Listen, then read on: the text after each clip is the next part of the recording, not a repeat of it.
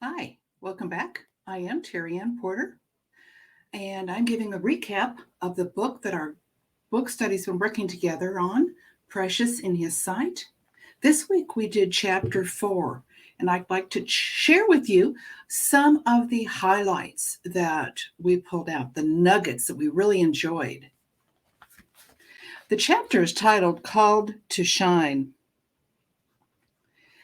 and the author, Teresa Ingram, reminds us that parts that are calling, I'm sorry about that, parts of that calling are common to every believer, and parts of it are unique to you based on the gifts that God has given you and the circumstances that He has placed in you.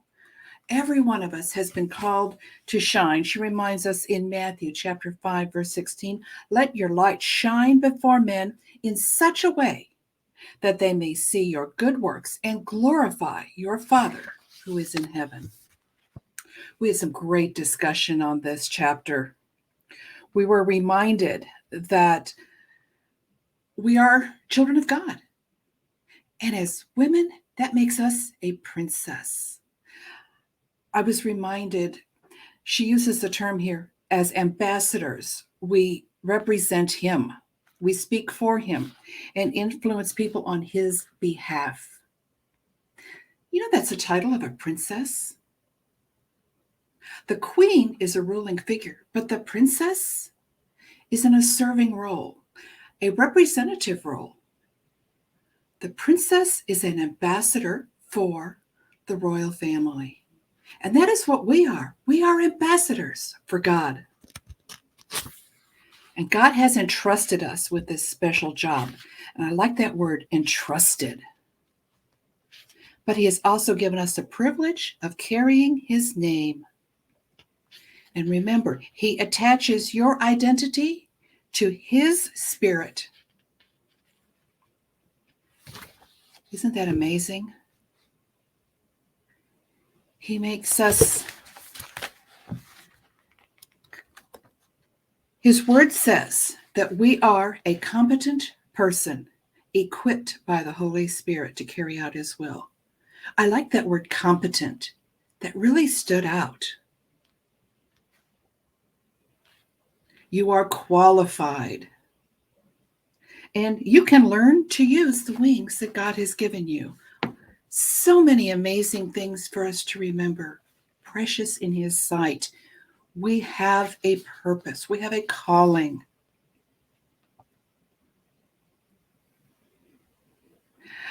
I liked at the top of page 145, she says, if you struggle with a negative self-image as I did, you may find it hard to believe that God would use you in such a significant way.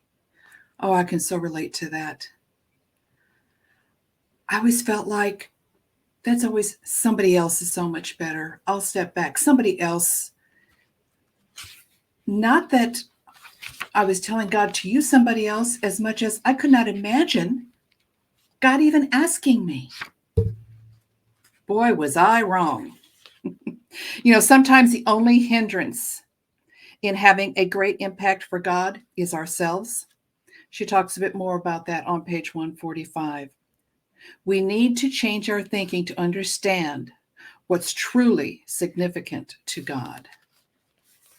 And then she gives 4 roadblocks that we often set up to prevent us from stepping into our calling. We compare ourselves to others. We compare ourselves, she says on page 147, to others' gifts and abilities. And get this, we fail to appreciate who God made us to be. Ouch. He gave you the gifts, abilities, personality, and resources because they fit the way He wants to use you. If you're always focused on someone else's assets, she tells us on page 148, you never discover what His purposes are for you.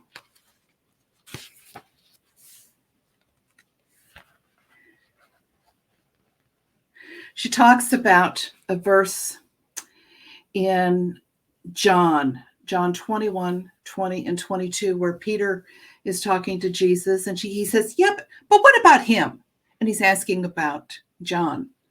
And she tells us on page 150, but I love the way one of the women in the group mentioned it. She said, yeah, the way I read that, he says, basically, mind your own business.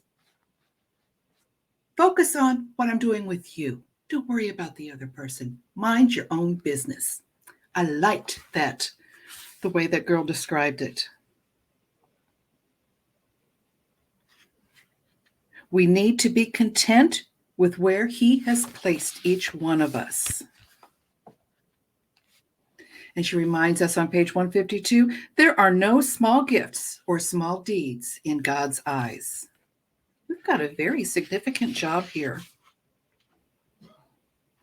She tells us on page 155, a woman who measures and compares herself to others is without understanding because she doesn't see the whole picture.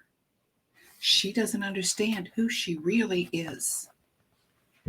That really hit home for me. Second roadblock is focusing on our weaknesses and failures instead of on God. She tells us on 157, he wants to take ordinary people like us with all our failures and weaknesses and use us as his witness to the world. And I underlined this, bolded this, circled this, and starred this next line. He is not afraid of our broken past. We may still experience the consequences of our wrong directions, she tells us, but he knows how to redeem them in our own lives and use them to help other people.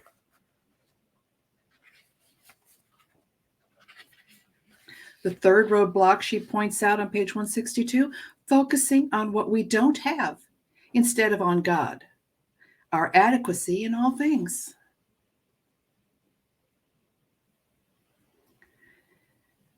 Many people feel too inadequate for God to use them. The good news is that inadequacy describes all of us. His decision to use weak vessels is based on his adequacy, not ours. We don't have to be inadequate because God is. Our adequacy comes from God. He provides us, on page 165, she tells us, whatever we need, he is.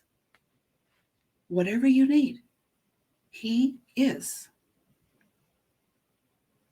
All he requires is a heart that loves him and is willing to be obedient to his call.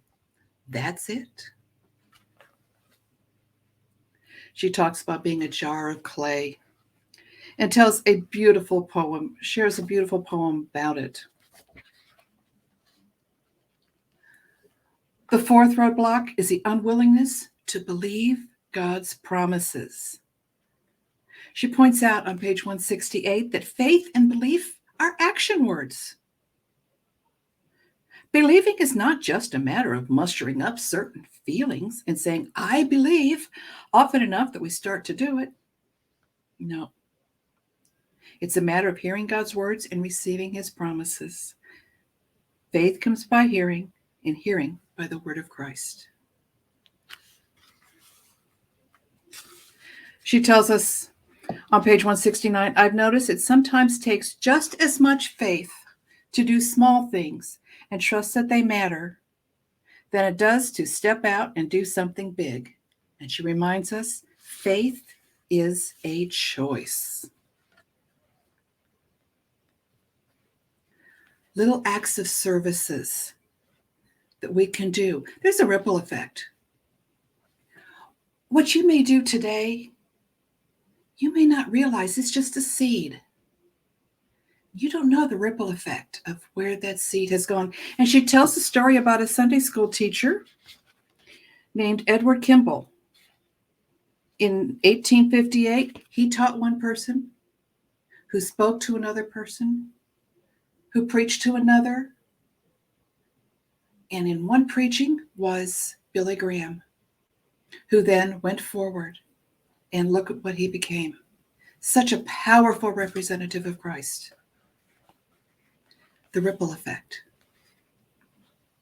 So are you ready?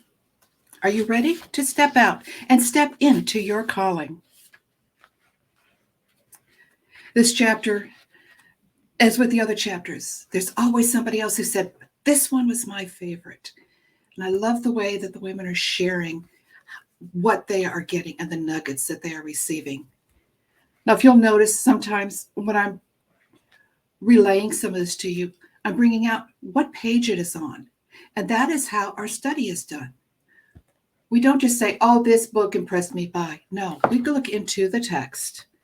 And all the comments come from, what did you get? Where did you find it in the text? What was the author saying? And how did it affect you? Well, this amazing book, we are just finishing up. We have one more chapter. And this chapter, guess what it's titled? It is titled Precious.